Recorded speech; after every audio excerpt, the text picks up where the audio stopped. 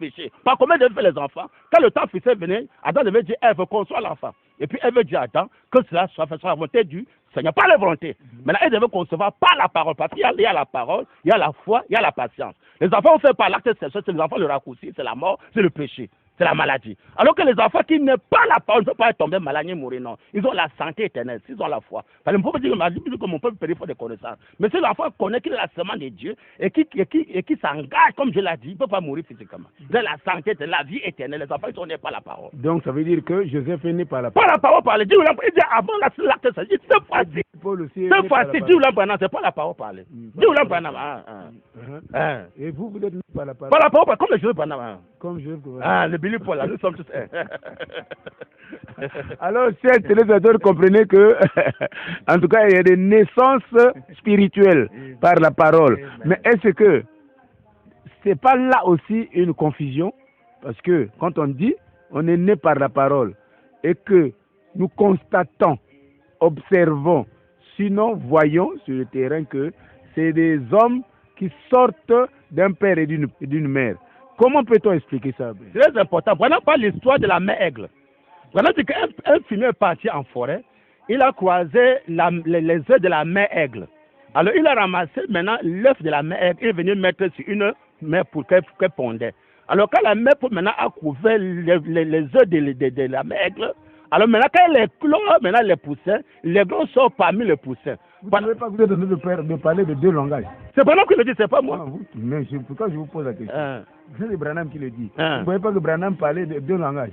Comment deux langages? Comment? Quand on parle de l'aigle qui prend un œuf qui vient mettre quelque part pour qu'on couvre, est-ce que vous croyez que ceci est représenté par ce que nous voyons aujourd'hui? Très important, parce qu'il est écrit au jour de la voix du septième ange. Quand il va sur la trompette, le message de Dieu, ça s'accomplirait. Donc maintenant, quand maintenant la septième ange maintenant donne ce message, c'est la mère aigle. La vraie, parce que voilà, dit que quand la mère a commencé à lancer les cris, quand les gars ont compris les cris de sa vraie mère, parce que quand les gars étaient petits, parce que le coq était son père, la mère était sa maman, les poussins étaient ses frères. Alors c'est pas ça. Maintenant, quand ils écoutaient le cri de la vraie mère, qui est l'Apocalypse 17, alors c'est là maintenant que les gars ont compris, donc ma vraie mère, ce n'est pas la mère poule, c'est l'aigle. C'est pas la mère poule, mais c'est l'aigle. C'est l'aigle. Et donc aujourd'hui, ça veut dire que Bill Branham et Frédéric Branham savent que aujourd'hui, ils savent que leur vraie mère, c'est l'aigle. C'est pas le même. Vous êtes en train de comprendre avec moi que, en tout cas, c'est chaud. Et j'aime ça parce que, avec le frère Bill Branham, on est toujours dans la chaleur. Ceci, je profite de dire bonjour à Charles Mikungi, celui-là qui est toujours un bâton sur le terrain. Et j'admire bien son ministère et ce qu'il fait pour le peuple de Dieu et ce qu'il fait pour la République. En tout cas, que Dieu vous bénisse. Amen. Alors donc, je continue avec cette émission. C'est une émission de clarté parce que les adorateurs sont comme giflés dans les rues, et surtout par vos collègues qui sont de l'autre côté. Donc vous êtes vraiment foudroyés. Mais aujourd'hui, vous avez la liberté d'exprimer ça. Et vous êtes en train de donner votre position. Voilà. Et que je crois que le téléspectateur et surtout le couple Baya qui me suit depuis Kimama est en train de suivre ça. En tout cas, que Dieu vous bénisse. Parce que moi, c'est d'abord la position. Et je crois que avoir une position pour un homme, c'est le oui et oui, le non et non. Alors, donc, c'est pour ça que nous devons venir un peu sur terre, avec ce que vous avez commenté tout à l'heure. Nous allons parler de la progéniture, nous allons parler de la perfection. Aujourd'hui, nous allons parler du ministère de Joseph. Et ce que nous voulons savoir, vous avez une église? Moi, je n'ai pas d'église. Vous n'avez pas d'église? Moi, je suis seulement d'ici de Branham et nous prêchons partout. On est banni partout, mais on se retrouve, la famille Branham, pour briser le pain ensemble. Ce n'est pas une église. D'accord. Et votre position sur la dîme? La dîme, la vraie dîme aujourd'hui, mais bien aimé, quand le septième se révélait, ça fait de nous le royaume des sacrificateurs. Donc les hommes, les sacrificateurs, c'est les disciples. Les disciples, il y en a qui ont tout laissé. Ils ne vivent pas la foi pour servir Dieu tous les jours et partout. Alors un disciple, mon bien aimé, c'est comme un Nazaréen. Non, Donc il a les cheveux, il a la barbe pour montrer que c'était Nazareth. Pendant que vous voyez un homme avec les cheveux, ça montre que l'homme là s'est séparé totalement des choses du monde-ci. Il s'est consacré maintenant pour Dieu. Dans les histoires de la politique, les histoires mondaines, le football, tout ça, les histoires de l'argent, il y a trois choses qui fait le service de Dieu. Il y a l'amour de l'argent, il y a la femme qui le fait défendre, il y a la popularité. Alors un vrai homme de Dieu qui est né de nouveau, ma bien-aimé, lui maintenant en Christ William Branham. Alors il sait maintenant les choses du ciel, non pas les histoires mondaines. Il ne peut pas faire les campagnes pour le monde, non. Il fait les campagnes pour William Marion Branham. D'accord, il fait les campagnes pour William Marion Branham. Mais la Bible, il donne les critères d'un pasteur dans une église. Oui. Et dans ces écritures, il est écrit que le pasteur doit être marié d'une femme, oui, marié d'une seule femme. Oui. Les enfants doivent être réglés. Oui. Moi, je veux savoir, est-ce que c'est la Bible qui ment ou bien c'est vous qui mentez parce qu'on dit marié d'une seule femme? Ça, c'est très important. Pourquoi le 7e sauve abolir les arts de l'église? Parce que quand les arts de l'église sont là, il doit y avoir des mariages. Ça veut dire que pour vous, la Bible est la bonne. Le 7e sauve abolir les arts de l'église, il n'y a plus les arts de l'église. Non, parce qu'aujourd'hui, dans les églises, on enterre les gens. Bien aimé, les gens voient les mangangas, les tisanes, ils sont malades, ils couchent les femmes. Il y a les pasteurs qui deviennent les femmes dans les églises. D'autres sont même dans les loges.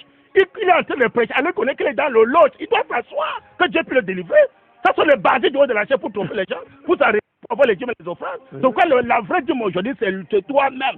Tu te consacres pour servir ton Dieu, tu te donnes en sacrifice pour d'avoir William Marion Branham. Donc c'est pourquoi le 7e sauve abolit les âges de l'église. Parce que quand c'est les âges de l'église, que le pasteur doit avoir une femme, il doit avoir un foyer, connaître, diriger sa propre maison, avant de diriger la maison de Dieu. Mais le 7e sauve abolit ça. Nous sommes là les disciples pour servir Dieu tous les jours. Dans le 7e sauve, quelle directive, quelle conduite à tenir on donne aux pasteurs? Dans le 7e sauve, seulement les disciples. Il n'y a plus de pasteurs. Nous sommes la famille Branham. La famille Branham ne peut pas. Parce que même dans le monde même, un Branham ne peut pas coucher une Branham, non. Dans le monde, c'est interdit que quelqu'un peut coucher sa soeur de la même famille. C'est interdit dans le monde. Pour vous, ce qui se passe dans les églises que je vois ici, ici et là, dans la ville de Pointe-Noire-Brazzaville, dans les tabernacles là, c'est l'inceste qui est en train de se passer. C'est grave, c'est la souillure, Dieu n'est pas là. Il est écrit dans Branham du Noir souvent que l'église a aussi écrit dehors. Mais là, quand c'est hors des arts de l'église, il est mis dehors. Mais là, quand il est mis dehors, c'est la pagaille qui est dans les églises. La pagaille dans les églises. Les pasteurs couchent les femmes comme ils veulent, ils font n'importe quoi. Ils bossent même les sœurs. Ils vont même accoucher en France ou aux États-Unis. Ils les ont lâché, ils prêchent quoi? Il doit s'asseoir, que pendant puis le délivrer, afin qu'il montre l'exemple au peuple. Parce que pendant Dieu, à 7 ans, la voix, il dit ne fume pas, ne bois pas, ne suis pas ton corps avec la femme. Quand Dieu va accomplir avec toi, quand il sera plus âgé. Donc un vrai homme de Dieu doit s'abstenir de boissons, des cigarettes et même la femme. Mais les pasteurs m'ont dit ça, il ne faut pas fumer, il ne faut pas boire, mais la femme ne touche pas la femme. Alors que l'ange a cité elle, la femme. Parce que quand tu couches la femme, tu es souillé. 1 Samuel 21, verset 3 à 5, c'est noir sur blanc. Donc un vrai homme de Dieu doit se sanctifier. Pendant que sans la sanctification, il ne verra Dieu. Parce que le 7e se révèle, la Bible dit que celui qui se suit davantage, et que celui qui se sanctifie davantage. Donc la suite au 7e saut. La vie est éternelle, la santé est éternelle, pas de manganga, pas de tisane, plus de 21 ans aujourd'hui, je ne bois pas de manganga, c'est pendant qu'il me guérit. Plus de 18 ans, il ne connaît pas la femme. Combien de temps? 22 ans, il connaît, je ne bois pas de tisane, de manganga, les produits de verre, rien. Il y a plus de 18 ans, il ne connaît pas la femme. Délivrance totale avec le 7e saut. Avant cet âge-là, vous connaissez? Je connaissais la femme, quand il connaissait Jésus, Dieu, Branham prophète, je convoitais les femmes, j'ai tombé malade, j'ai dépensé l'argent dans les hôpitaux, même chez les féticheurs. Mais quand il racontait la commission par la voix d'un ange, où l'ange a dit à William Branham, si tu amènes les hommes à te croire, mais pas un pasteur Branham. Et que tu sais pendant que tu pries, rien ne sera, même pas le cancer. Devant Branham. Donc ça fait au moins 22 ans, c'est pendant qu'il me guérit gratuitement. Il n'a pas besoin de manganga, de tisane, en donnant des 100 000 francs dans les pharmacies. On laisse pas les docteurs respirer, on demande les docteurs. C'est les incrédules, même les pasteurs, déranger les infirmiers. Pourquoi? Il ne croit pas la commission par la voix d'un ange. Il ne sait pas que Branham maintenant guérit gratuitement. La santé éternelle est gratuite tous les jours. Il va me rajeunir comme il l'a promis. Pas de mort du corps physique. Parce qu'il va aller au ciel. Merci beaucoup, Bill Branham. Amen. Ça c'est signé Bill Branham que vous avez écouté. Alors, mon père Puydonné Branham, Amen. Vous avez quelque chose à... Oui, j'ai juste quelque chose à ajouter sur le peuple de Dieu. Ils doivent comprendre que quand on parle de Dieu, on ne doit pas s'amuser avec cette parole, parce que c'est une parole sacrée. C'est vrai que tout le monde a la possibilité de manipuler cette Bible, mais ils n'ont pas la capacité de comprendre cette Bible. Ce n'est pas tout le monde. Il n'y a qu'un seul individu. Et dans tous les âges, il y a eu seulement un seul qui avait la révélation du jour et qui l'a donné au peuple. Et nous avons eu un homme qui est passé sur cette terre, qui a éclairé la lanterne des croyants. De Genèse à Apocalypse, il a révélé toute la Bible. Et aujourd'hui, nous devons marcher sur ses pas. Parce que lui, c'est l'exemple à suivre. Nul ne peut être plus grand que le maître. Ce qu'il a fait, c'est ce que l'élève fera. Et nous avons vu William Branham manifester devant tous les humains avec la colonne de feu et manifester les œuvres que Jésus avait dit que lui, celui quand il viendra, il fera des choses même plus grandes que lui.